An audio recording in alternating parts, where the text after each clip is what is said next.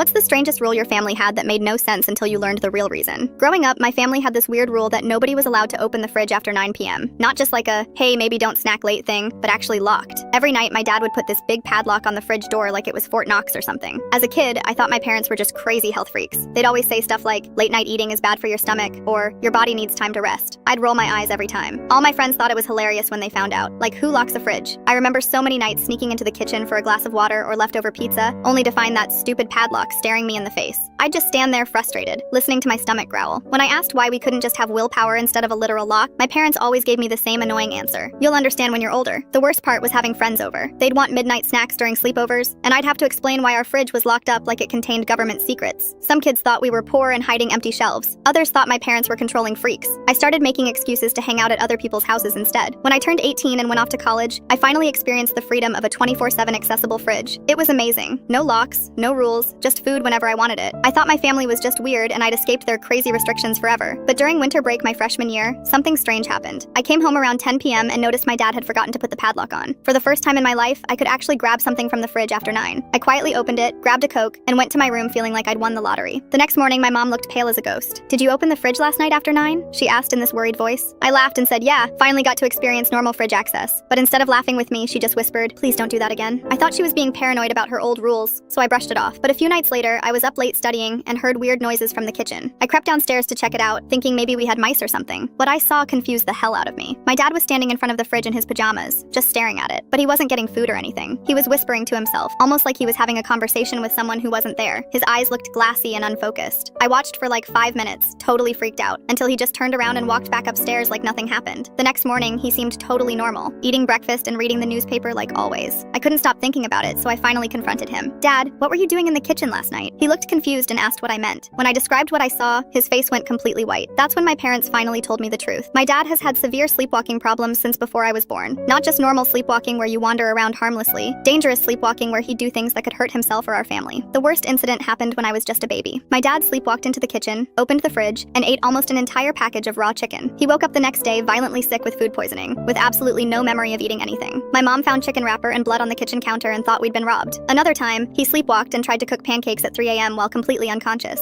He turned the stove on, poured batter in a pan, then just walked away. My mom woke up to smoke filling the house and found the kitchen almost on fire. She had to shake him awake while he stood there confused, asking why she was panicking. The fridge lock wasn't about controlling my late night snacking. It was about keeping my dad from potentially poisoning himself or burning our house down during his sleepwalking episodes. The 9 p.m. rule was when his episodes usually started, so locking the fridge became their safety system. My parents never explained it because they didn't want me growing up scared of my own dad or thinking he was dangerous. They just wanted to keep everyone safe without traumatizing their kid.